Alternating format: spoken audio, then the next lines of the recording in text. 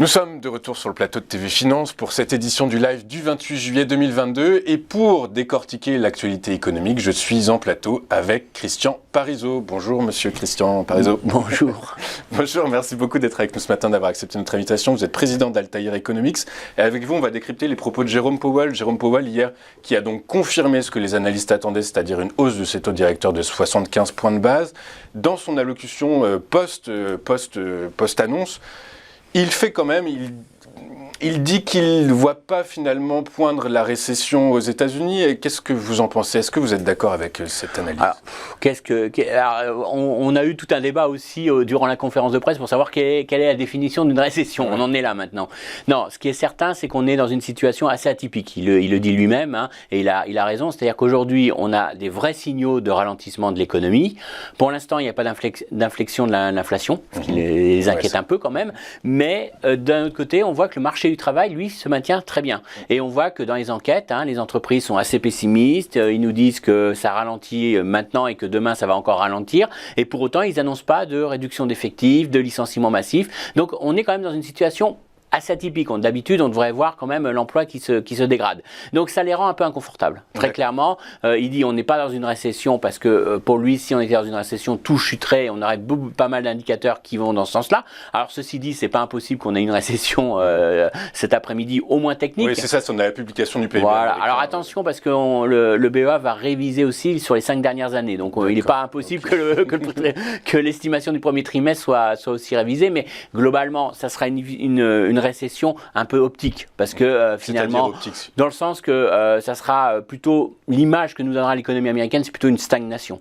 On n'est pas véritablement sur une violente chute d'activité, mais une consommation des ménages américains qui est vraiment pénalisée par le fait qu'il y a de la hausse de l'inflation qui devient vraiment une thématique majeure, et ça on le voit dans tous les pays. Dans un premier temps, on avait vu que la consommation se maintenait assez bien, étonnamment bien, mais faut dire qu'on sortait du Covid, il y avait un appétit d'achat, on avait fait une épargne forcée. Donc tout ça a fait que les ménages ont été assez insensibles à l'inflation, ce qui a permis aux entreprises de relever leurs prix. Donc ça explique aussi pourquoi les résultats sont pas si mauvais. Et puis là, on rentre dans la phase un peu plus compliquée où on voit que véritablement le consommateur il suit plus avec 9% d'inflation. Alors même si aux États-Unis vous avez des hausses de salaire en moyenne autour de 5%, l'inflation est à 9. Donc quelque part il y a une perte de pouvoir d'achat. Voilà. Donc globalement, on voit que ça commence à s'affaiblir. Et puis on a quand même ces hausses de taux de la Banque centrale américaine qui commence à avoir des impacts. Ça a un impact sur les crédits à la consommation parce que ça augmente le coût des crédits à consommation et ça pèse sur la consommation, et ça a un impact très clair sur l'immobilier.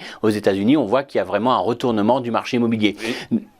Juste pour vous dire, tout ça montre que c'est une situation qui est assez complexe aujourd'hui pour la Banque centrale parce qu'on est face à des indicateurs divergents. Des indicateurs divergents. Du coup, à quoi il faut s'attendre? Parce que la communauté financière se pose déjà la question de savoir quelle va être la hausse des taux de septembre de la Fed, la Réserve fédérale américaine.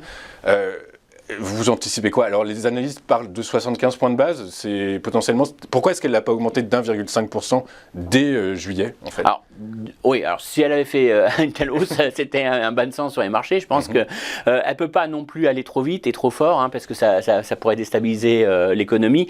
Maintenant, est-ce qu'elle fait 50 points de base, 75 plus en septembre? M. Powell nous l'a clairement donné aucune indication. Et c'est là où on voit que ça soit au niveau de la BCE, que ça soit au niveau de la Banque centrale américaine, ils n'ont pas une visibilité sur ce qu'ils veulent faire. Alors première chose, il nous dit je veux une politique monétaire modérément restrictive.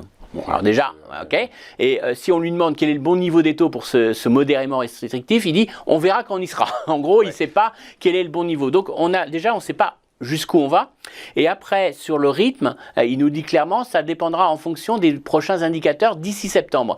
Donc, très clairement, les marchés et les anticipations, et tout le monde va évoluer en fonction des prochains indices des prix, en fonction des prochains indicateurs d'activité. Si véritablement l'inflation marque une inflexion, là, à ce moment-là, on aura sûrement une hausse peut-être que de 50 points de base au lieu de 75. Mais c'est là où on a un peu de mal quand même à suivre nos chers banquiers centraux, parce qu'on a fini l'époque où ils nous donnaient un horizon, ils nous disaient une tendance, et d'ailleurs Madame Yellen et Bernanke, etc., étaient toujours sur une lecture en tendance de l'économie. Ils n'auraient jamais réagi à un seul chiffre qui va être révisé en plus de manière importante le mois suivant. Donc là, on est véritablement quand même dans une situation un peu incertaine, ce qui aide pas, parce qu'il veut nous rassurer en nous disant je peux me permettre d'avoir un simple ralentissement de l'économie américaine pour permettre d'apaiser les tensions inflationnistes. Je n'ai pas besoin de rentrer en récession. Ne vous inquiétez pas, on n'est pas en récession. Mais après, une fois qu'il nous a dit ça, il nous dit j'ai pas de visibilité, je sais pas ce que je vais faire sur mes taux en septembre. En fait, il y a rien à en tirer finalement probablement de cette conférence de presse. C'est un peu tout le problème, c'est-à-dire que vous savez, il y a un journal qui a fait un petit article qui a demandé aux économistes s'il avait été colombe ou faucon, est-ce qu'il a été dur ou accommodant. Et ce qui est assez amusant, c'est qu'il y a autant d'économistes qui étaient pour dire qu'il a été colombe et autant pour dire qu'il était faucon. Donc on voit très clairement que tout le monde retire un peu ce qu'il veut de cette conférence de presse. La seule chose qu'a retenu le marché par contre, c'est le fait que la Banque centrale américaine ne veut pas créer une récession, et ça c'est quand même quelque chose qui soulage à court terme les marchés, et puis l'idée aussi qu'ils seront flexibles, donc on se dit que quand même s'il y a une détérioration de l'économie, très rapidement on va être quand même sur des hausses de taux beaucoup moins fortes, et voire à terme, un statu quo. Un statu quo.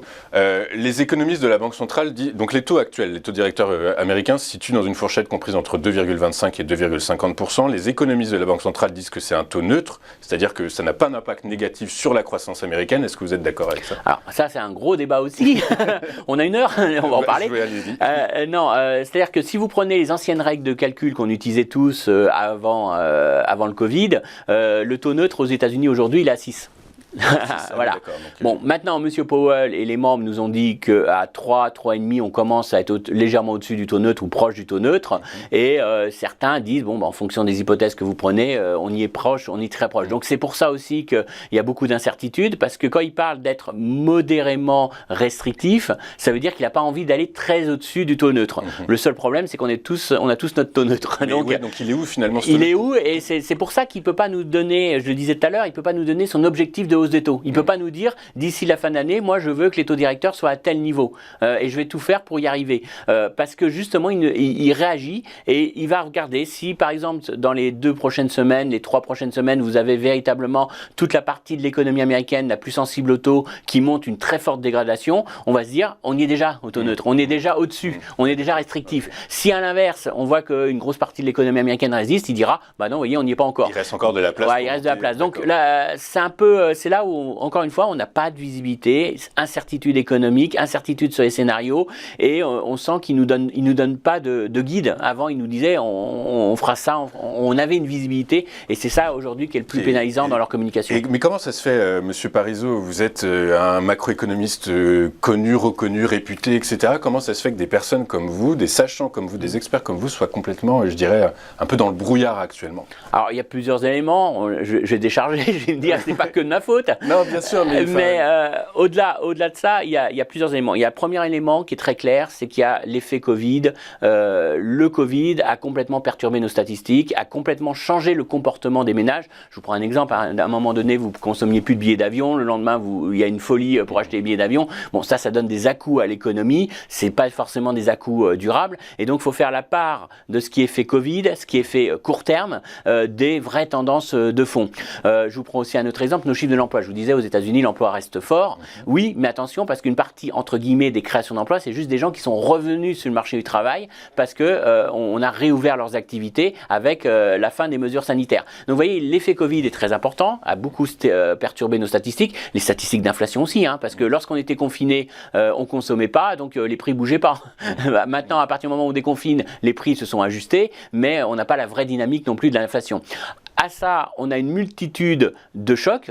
Alors, choc sur les chaînes d'approvisionnement, problème du Covid en Chine. Enfin, on a un ensemble d'éléments qui perturbent encore plus. Donc, il faut isoler parmi tous ces éléments un peu externes. Et c'est vrai que s'il y a un problème d'approvisionnement en provenance de Chine, M. Powell, il peut rien avec ses taux directeurs. Et il fera rien avec sa politique monétaire. Donc, il faut distinguer, aussi pareil pour les prix agricoles. C'est un effet Ukraine, on ne pourra rien faire avec les taux directeurs. Donc, il faut distinguer tout ce qui est un petit peu ces éléments-là qui perturbent notre lecture statistique et isoler les tendances de l'économie derrière pour dire, bon, bah voilà, d'ici 3-6 mois, voilà vers quoi l'économie va tendre.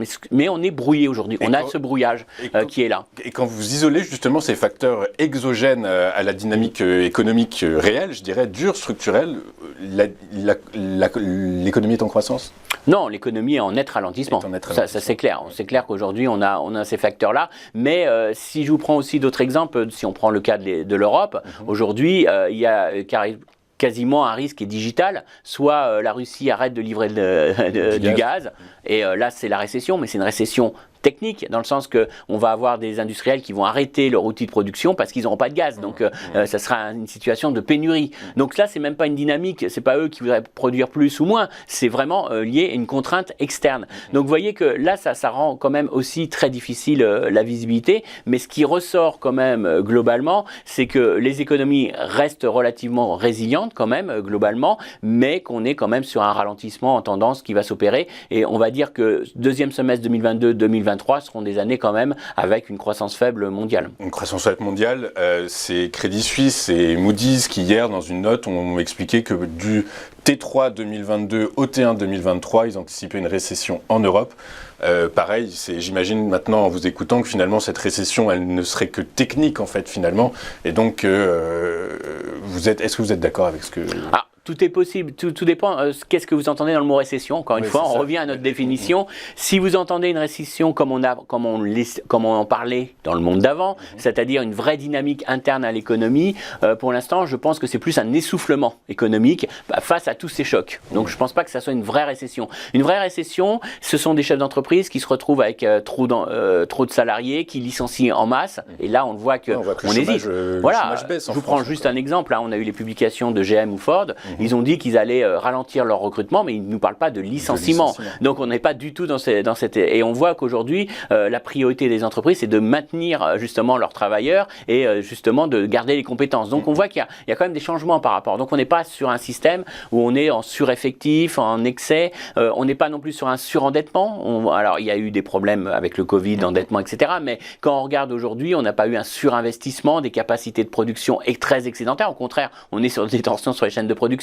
On est sur des carnets de commandes qui sont à des niveaux historiques parce que justement on n'arrive pas à produire plus. Donc tout ça fait qu'on n'est pas du tout dans une dynamique interne à l'économie qui va vers la récession. Le gros problème, c'est que c'est tous ces chocs externes qui s'accumulent, qui pénalisent le fait que je ne sois pas livré par rapport à mon acier, le fait que j'ai mon ménage qui subit une très forte hausse des prix. Tout ça fait que ça s'accumule et ça entraîne un ralentissement de l'économie. Mais on ne peut pas dire qu'il y a une dynamique propre à l'économie. Alors par contre, est-ce que ça peut aller jusqu'à la récession? La réponse est clairement oui, suivant les hypothèses que vous mettez. Notamment, on parlait de l'Europe, s'il y a un problème de livraison de gaz, on est en récession. Mais encore une fois, ce n'est pas une récession liée à la dynamique de l'économie. Et dans cet environnement, il y a des valeurs, des secteurs d'activité qui pourraient tirer leur épingle du jeu malgré tout?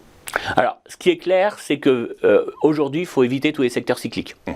Puisque vous n'avez pas de visibilité, vous ne pouvez pas jouer bon, je pense qu'il y a peu de gens qui pensent qu'il va y avoir une très forte accélération de l'économie, et vous n'avez pas joué non plus à une stabilisation parce qu'on ne sait pas où on va. Donc, à mon avis, aujourd'hui, la vraie question, c'est plutôt les taux longs. C'est les taux longs qui vont être l'élément discriminant d'arbitrage sectoriel sur les marchés actions. Pourquoi? Parce que si les taux longs véritablement intègrent un risque de ralentissement, voire de récession, ça veut dire qu'ils vont baisser, ou ils ont atteint clairement leur niveau optimal en début d'année, et puis là, ils vont que baisser. Et donc, à ce moment-là, c'est un vrai retour vers ce qu'on appelle les valeurs de croissance. Il faut aller vers des valeurs qui sont les plus déconnectées de la croissance des pays, qui ont un fort potentiel de croissance et ils ne seront plus pénalisés maintenant par la remontée des taux longs. Et donc, c'est forcément des valeurs technologiques, des valeurs du luxe, ces valeurs-là qui sont les moins sensibles à la conjoncture, même si, encore une fois, attention, parce qu'on voit que le monde change, et on a vu récemment avec les publications des grandes sociétés technologiques, elles n'étaient pas immunisées à la conjoncture. Mais en relatif, par rapport à d'autres secteurs, elles y sont largement. Et puis, il y a un grand mouvement qui va s'opérer en bourse, à mon avis, dans les prochains jours. Là, on a joué beaucoup les valeurs défensives agroalimentaires, parce qu'on s'est aperçu qu'en effet, le consommateur a privilégié dans ses achats, a laissé tomber tout ce qui est bien discrétionnaire, et après vraiment privilégié les achats alimentaires. On fait le plein de sa voiture et on achète à manger, mais on supprime l'abonnement de Netflix, pour faire simple. Mais ce qui va se passer, donc ça a permis à pas mal d'acteurs agroalimentaires de monter leur prix de manière très importante. Mais là, on a le sentiment qu'on n'atteint pas la limite de cette histoire, et on voit que le consommateur commence à véritablement rechigner, s'essouffler. Et donc, à ce moment-là, l'effet remontée des prix va être beaucoup moins fort sur ces acteurs-là. Et beaucoup d'investisseurs ont joué ces secteurs en défensif, et je pense qu'il va y avoir un petit arbitrage à faire, aller plutôt vers des secteurs de croissance, des secteurs où on a du pricing power, et éviter ces secteurs qui étaient très défensifs, qui ont été un petit peu surjoués. Il y a encore du pricing power sous le pied de certaines entreprises, vous pensez? En relatif. relatif. En relatif. Toujours pareil, hein, on raisonne en relatif. Ouais. C'est toujours compliqué, mais c'est vrai que le secteur du luxe, par définition, il n'y a pas de problème de pricing power. Le secteur du luxe, pour l'instant, s'en sort bien, et on le voit aussi, l'inflation affecte beaucoup moins les hauts revenus que les bas ou la classe moyenne. Enfin, aujourd'hui, tout ce que nous montrent les statistiques, c'est même la classe moyenne qui souffle le plus aujourd'hui de l'inflation. Les bas revenus, ils ont quand même eu les hausses de salaire, une certaine si vous prenez la France, il y a une indexation du SMIC à l'inflation. Donc c'est pas eux qui soufflent le plus, c'est vraiment la classe moyenne qui souffle le plus. Ce qui fait qu'on a vraiment ce qu'on appelle l'effet sablier, c'est-à-dire que quand la classe moyenne est sous pression, vous avez la consommation qui va vers le bas ou qui va vers le haut. Elle va vers le bas parce que vous avez la classe moyenne qui va acheter des premiers prix, mais vous avez les gens qui ont plus de revenus, qui eux sont beaucoup moins impactés, qui continuent de consommer vers le haut. Donc on a véritablement, c'est tout le milieu de gamme qui est sous pression, et donc c'est là qu'on va voir véritablement encore des changements de comportement de consommation dans les prochains mois. Très clair. Merci beaucoup, Monsieur Parisot, Christian Parisot, président d'Altair Economics, d'avoir été avec nous ce matin. Merci pour vos précieuses analyses et votre œil d'expert. On va marquer une pause et juste après, ce sera notre point bourse et la fin de cette édition du 28 juillet. À tout de suite sur Téléfinance.